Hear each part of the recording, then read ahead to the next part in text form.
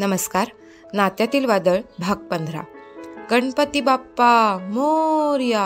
शंकररावांच्या सादाला सर्वांनी आनंदाने प्रतिसाद दिला. श्री गणेशाचा गजर झाला. प्रीतमने गाडी सुरू केली. सगळेच उत्साहित होते. पहाटेची प्रसन्न वेळ गार वाऱ्याने उत्साहित मनाबरोबर सर्वांचे शरीरही उत्साहित केले. बऱ्याच वर्षांनी फॅमिली टूर निघालेली. धनश्री भाग्यश्रीचे कॉलेज, क्लासेस आणि नंतर धनश्रीची नोकरी. वनडेच्या ट्रिप्स झाल्या होत्या जवळपासच्या, पण मुक्कामाच्या नव्हत्या झालेल्या. त्यामुळे उत्साह आणि आनंद सगळे एन्जॉय करीत होते. चहा नाश्त्यासाठी थांबून पुन्हा प्रवास सुरू झाला. प्रीतम, अरे हे तारकर्ली नक्की आहे तरी कुठे? कोकणात, सिंधुदुर्ग जिल्ह्यात. कोकणात? वाव. कोकणचे निसर्ग सौंदर्य खूप ऐकले आहे. आता प्रत्यक्ष पाहायला मिळणार. मी सुद्धा तेथे प्रथमच जातोय. म्हणजे? भाग्यश्रीने विचारले. सर्च करून हे ठिकाण ठरविले आहे. काळजी करू नकोस. छे रे, काळजी कसली? सगळे एकत्र आहोत आपण. आता आपण राधानगरीतून जातोय. इथेही एक छान अभयारण्य आहे. ते बघून पुढे जाऊया? धनश्रीने विचारले. धनश्री, अभयारण्य म्हटले आहे मी. कुठली बाग वगैरे नाही की तासा 2 तासात बघता येईल. त्यासाठी 2-3 दिवस तरी काढावे लागतील, समझे? प्रीतम हसत म्हणाला. डोंट वरी धनश्री, पुन्हा केव्हा तरी आपण जाऊ तेथे. भाग्यश्री लहान मुलांची समजूत काढावी तशा सुरात बोलली. तिच्या या बोलण्यावर सगळ्यांना हसू आले. प्रवास मजेत सुरू होता. फोंडाघाट सुरू झाला. वाकडी तिकडी वळणे घेत गाडी घाट चढू लागली. एकीकडे डोंगर, दुसऱ्या बाजूला खोल दरी. उमाबाईंनी डोळे मिटून घेतले.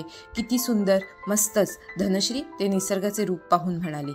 धनश्री, खरंच ग, किती छान आहे नाही हे दृश्य? भाग्यश्री, काही जण डोळे झाकूनही बघू शकतात बरं का, बाबा म्हणाले. भाग्यश्री आणि धनश्रीने बाबांकडे पाहिले. बाबांनी खुणेनेच आईकडे निर्देश केला. आई घट्ट डोळे मिटून देवाचे नाम घेत होती. आई, अगं घाबरतेस कसली? काही होणार नाही तुला. अगं सृष्टीची ही किमया बघायची सोडून तू डोळे का मिटून घेतलेस? धनश्री म्हणाली. बाई ग, ती दरी बघून पोटात खड्डा पडतोय. मला नाही बघवत. आई, तू खोल दरीकडे बघूच नकोस. तू फक्त झाडे, ती हिरवाई बघ. भाग्यश्री म्हणाली. मामी, माझ्यावर विश्वास ठेवा. मी अगदी सुरक्षित ड्रायव्हिंग करतो आहे. तुम्ही बिनधास्त राहा. अरे पण उमा, बघ तरी, हे ढग किती छान दिसतात. हे अजूनही दरीत रेंगाळणारे धुके. हे आपल्याला इतर वेळा बघू म्हटलं तरी कुठे दिसणार? उघड डोळे. काही होत नाही. तुझं नामस्मरण चालू राहू दे, पण डोळे मात्र उघड प्लीज, शंकरराव म्हणाले. बरं बरं, उघडते डोळे, म्हणत उमाबाईंनी हळूहळू डोळे उघडले. पुन्हा मिटून घेतले. पुन्हा उघडले आणि बघता बघता त्यांची मनातली भीती छूमंतर झाली. खरंच हो, काय मस्त आहे हे सृष्टीचं रूप, त्या मनापासून बोलल्या. आई, समुद्रही मस्तच आहे. आता समुद्रातही आमच्याबरोबर तुला यायचे आहे. धनश्री हसत म्हणाली. बघू पुढचे पुढे, उमाबाई हसत म्हणाल्या. धनश्री, आता ती जो निसर्गाचा आनंद घेतेय तो घेऊ दे. समुद्राचा धाक घालू नकोस, भाग्यश्री म्हणाली. तुम्ही सगळे बरोबर असाल, माझा हात सोडणार नसाल तर येईन की समुद्रात सुद्धा. उमाबाईंच्या या बोलण्याचं सर्वांनी टाळ्या वाजवून स्वागत केलं. गाडीने कणकवलीत प्रवेश केला. इथे जेवण घेऊया का? चालेल. चांगलेसे हॉटेल बघून प्रीतमने गाडी थांबवली. मालवणी पद्धतीचे जेवण मिळेल ही पाटी बघून मालवणी मागवूया का? धनश्रीने विचारले. हो, एका सुरात सगळ्यांनी संमती दिली. खास मालवणी पद्धतीचे रुचकर जेवण सगळ्यांना आवडले. ट्रिपमधले पहिले जेवण चेंज देऊन गेले. प्रीतम, अजून किती दूर आहे?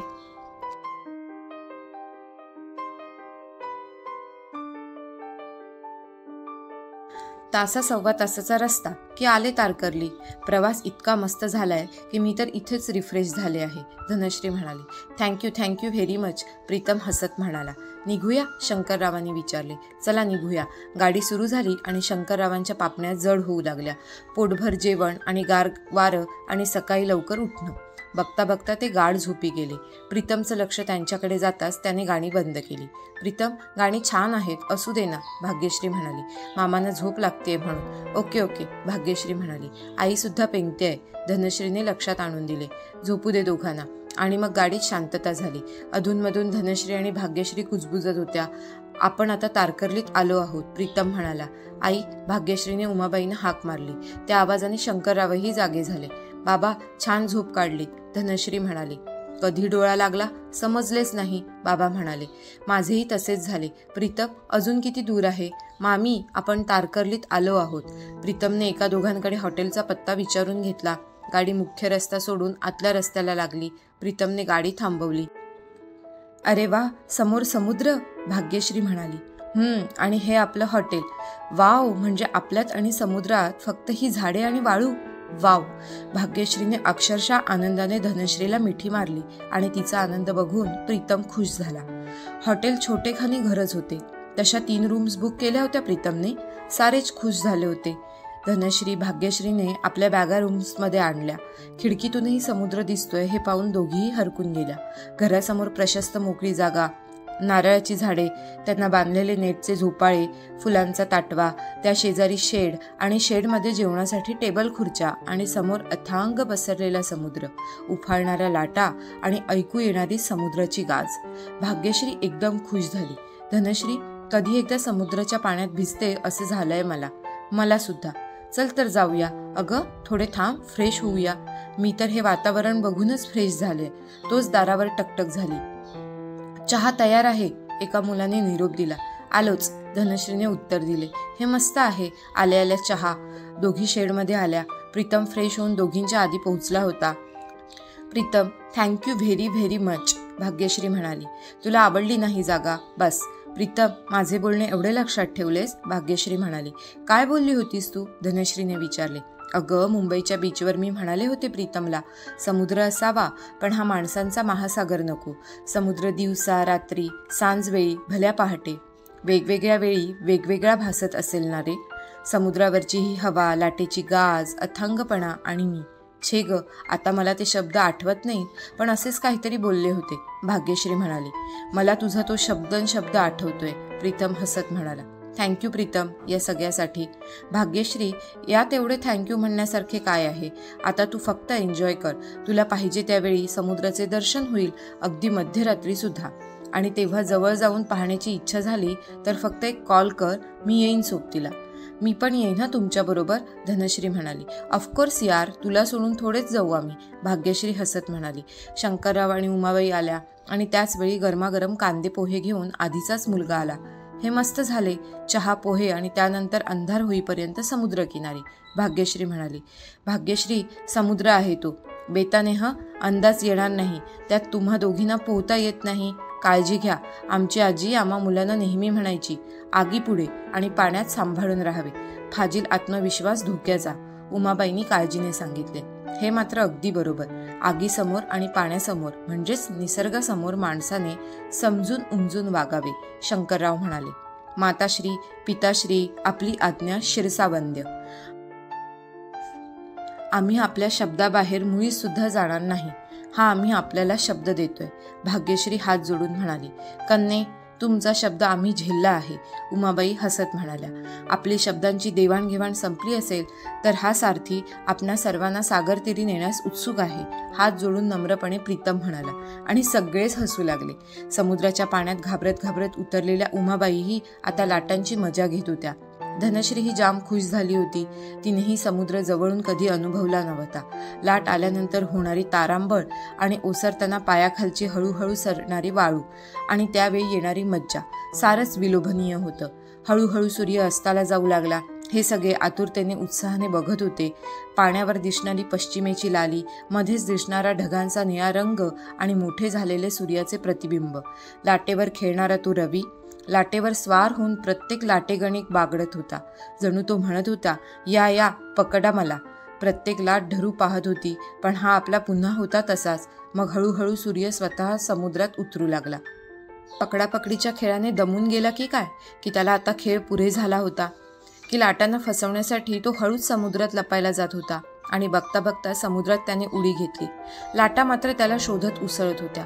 सूर्यास्ताचे मनोहर दृश्य पाहून सारेच अचंबित झाले होते. यापूर्वी असा सूर्यास्त कधी पाहिला ते शंकररावांनाही आठवेना. सूर्यास्तानंतर भाग्यश्री काहीशी शांत झाली होती. कातर वेळीची हुरहुर आजपर्यंत कधीच तिला जाणवली नव्हती. पण आज नेहमीच घडणारा निसर्गाचा चमत्कार, पण तो असा पाहिल्यानंतर साऱ्या जगाला प्रकाश देणारा, आपल्या उष्णतेने तेजाने ही सजीव सृष्टी तारणारा, नवजीवन देणारा सूर्य, तोही काही तासांसाठी का होईना मावळतो. अंधाराचे साम्राज्य येते, पण त्या तेजस्वी गोळ्याला असा लुप्त होताना पाहून काळजात खरंच काहीतरी होते आहे. ही कुठली अनुभूती? निसर्ग माणसाला काही शिकवतोय की काय? आपल्या सामर्थ्याचा, सौंदर्याचा किंवा जे काही आपले बलश्रेष्ठत्व असेल त्याचा अहंकार येऊ देऊ नका. भाग्यश्री विचारात गढून गेली होती. भाग्यश्री, लक्ष कुठे आहे? तिला स्पर्श करीत धनश्रीने प्रश्न केला. छे ग, कुठे काय? काय झालं? उधळणारा रथ धारातीर्थी पडला? प्रीतम म्हणाला. कुठे आहे रथ? तोही उधळणारा? मी नाही पाहिला. कसा दिसणार? तू तुझ्या विचारात होतीस ना. इथे रथ सुद्धा आहे. आहे नाही होता. ओहो, रथ बघण्याचा चान्स गेला. रथाला हे चार पांढरे शुभ्र घोडे होते, धनश्री म्हणाली. घोडे मात्र अगदी ऐटबाज होते, उमाबाई म्हणाल्या. म्हणजे एकदम मस्त. पुन्हा धनश्री म्हणाली. मला नाही दिसले. उद्या बघूया, प्रीतम म्हणाला. प्रीतम, उद्या आपण त्या रथात बसायचे, ओके? नो, त्या रथात फक्त सूर्यदेवच बसतात. प्रीतम मोठ्याने हसला आणि सगळेच हसू लागले. तेव्हा कुठे भाग्यश्रीच्या लक्षात आले, हे सगळे आपली फिरकी घेत आहेत. अच्छा, त्या रथाचे बोलता आहात तर मग तुमचं गणित चुकीचं आहे. त्या रथाला 4 नाही 8 घोडे होते. मी मोजले, 4च होते. 8 म्हणजे 8च, कळले? आणि सगळे अगदी शुभ्र पांढरे नव्हतेच मुळे. 2 घोड्यांच्या कानावर चॉकलेटी रंगाचे ठिपके होते. भाग्यश्री ठासून म्हणाली. असतील बाई, नक्कीच असतील. तू म्हणतेस ना, मग तर असणारच. प्रीतम अशा काही सुरात म्हणाला की भाग्यश्री ही खोखो हसू लागली. परतूया ना, शंकरराव म्हणाले. बाबा, त्या समोरच्या घरात तर जायचे आहे, अगदी 4 पावलांवर. घाई काय करताय? धनश्रीला अजून वाळूतून उठवत नव्हते. चंद्र दिसू लागला होता. हळूहळू चांदण्यानी अंबर भरून गेले. गार वाऱ्याची जणू स्पर्धाच सुरू झाली होती. असं म्हणतात एक वेगळाच गंध वाहत होता, वेगळाच अनुभव देऊन जात होता. भाग्यश्रीने डोळे मिटून घेतले आणि तिच्या डोळ्यासमोर तिचा समर्थ उभा राहिला. खरंच आता इथे आपल्याबरोबर समर्थही पाहिजे होता. ती मनात पुटपुटली. I miss you Samarth, I miss you. श्रोते हो, या कथेचा पुढचा भाग पाहण्यासाठी खाली दिलेल्या लिंकवर क्लिक करा. इथे तुम्हाला पुढचा भाग मिळून जाईल.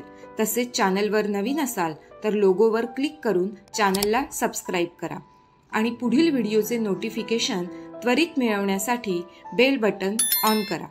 कथा आवडली असल्यास लाईक, शेअर आणि कमेंट करा. तुमचा प्रतिसाद आमच्यासाठी खूप महत्त्वपूर्ण आहे.